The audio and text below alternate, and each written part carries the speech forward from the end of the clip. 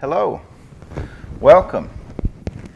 Today we're changing the oil on this 1998 Ford Ranger. We've got a manual transmission, 2.5 liter 4-cylinder engine. To start out with, we'll need to jack the truck up underneath the truck here. We'll jack on this center, this cross member here that the suspension lower A-arms are bolted on. It's fairly solid.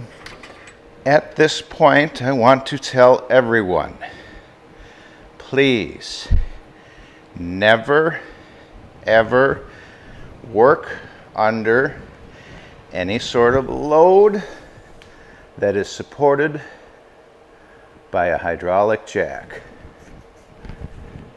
Do not. Let me get these jack stands set up. This is a pair that I built in metal shop in high school. I flop around on the floor here like a manatee to get these sons and guns in place.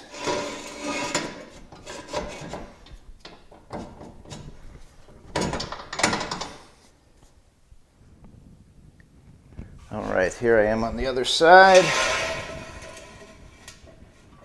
Get that into place, and remember, never work under a load supported by only a hydraulic jack. At this point, we want to let our jack down slowly onto our stands.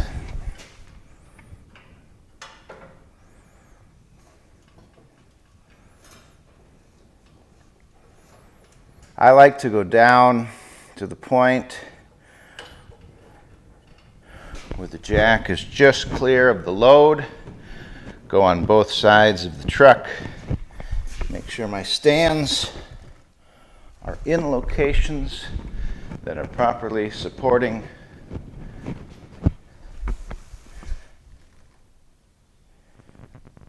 the truck. There we go.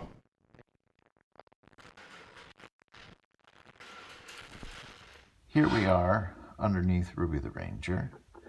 On the oil pan of the passenger side, this is where the oil plug is. Then on the driver's side, you can see up there, that is where our oil filter is. We're going to start out, we're going to pull the drain plug right here off. It's a good idea to make sure your ratchet is in the off position. When I started filming today, the truck was warm. It's ideal to have the truck warm, and now it is not. So, but that's life. The oil likes to skedaddle over that way and go whoosh all over everything. So, I like to hold it. You spin it till you know it's loose, and then boom, there we go. Not bad. Let that drizzle and drain for a bit here. Move our pan this way. I like to take the plug, set it on the pan, or we just dump it in the pan. Set it on the pan, like so. The oil filter is up here. As it settles down, it's going to drip and do all its business. I'm going to use a little channel lock fella. It's adjustable for different size filters. Spin that guy right off there. Reach up.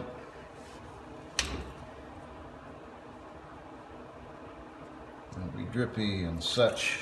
And there it comes. It's nice to have a big enough sized pan. I wouldn't even mind something a little bit larger. So I like to use the Castrol synthetic. It says it's good for 10,000 miles. I'll have to check how many miles I ran on it. For whatever reason, as it ages, to me it has like a purpley color to it. And I don't know why. Now the oil and filter, there's many places that'll have collection points to recycle it. So we're done draining. Bang stuff around here a bit. We're nearly done draining. It's just a drip drip now. Gonna take our filter. You give it a little bit of lube on the gasket. Always check your old filter, make sure the gasket is on there. I like to feel around on the gasket surface up there. Yep, we're in good shape, the old gasket. I checked the filter, it was on the filter. Reach up here, find that center point with those threads.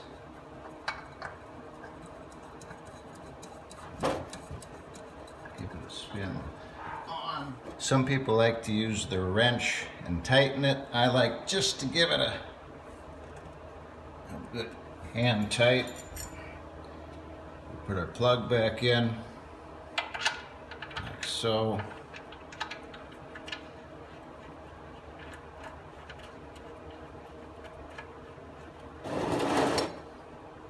I am fairly certain there is a torque specification for your drain plug. I usually like to torque it about yay much.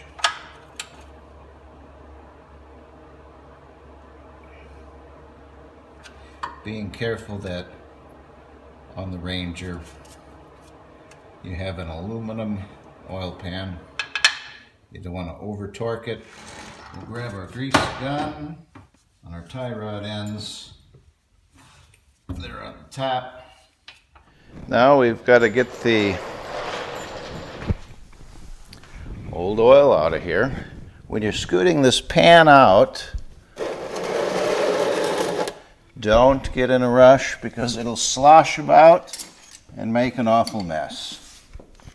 It's always a good idea to bring the tools out to a place where you can clean them up. At this point,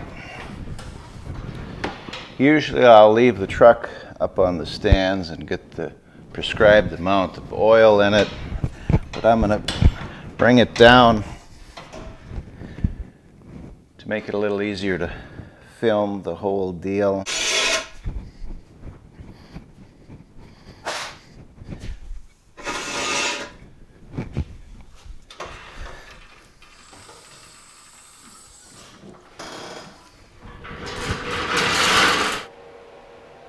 Well, it's the part of our show where we need to put some oil in. On the 2.5 4-cylinder oil cap, right there on the top in the middle. Dipstick over here on the driver's side.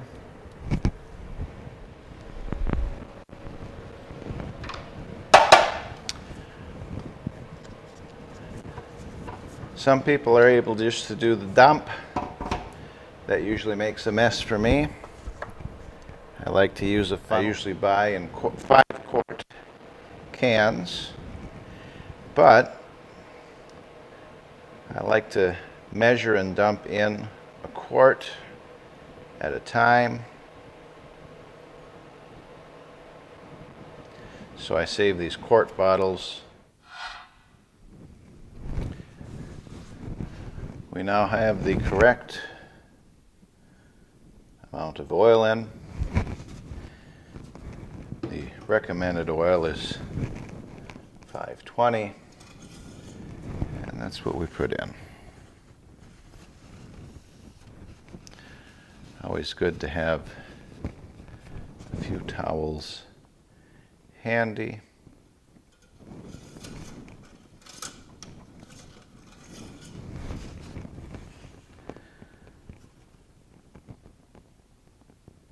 And I don't know if the camera's going to be able to see that. The oil is very clear, but we're right at the full mark.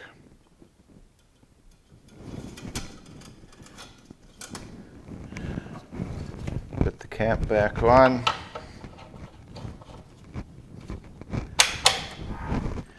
We're going to start it up. Let it run for a moment. Look underneath. Make sure there's no leaks.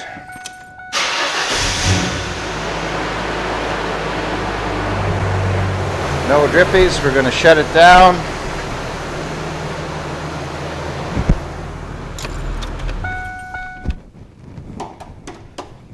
And that's an oil change.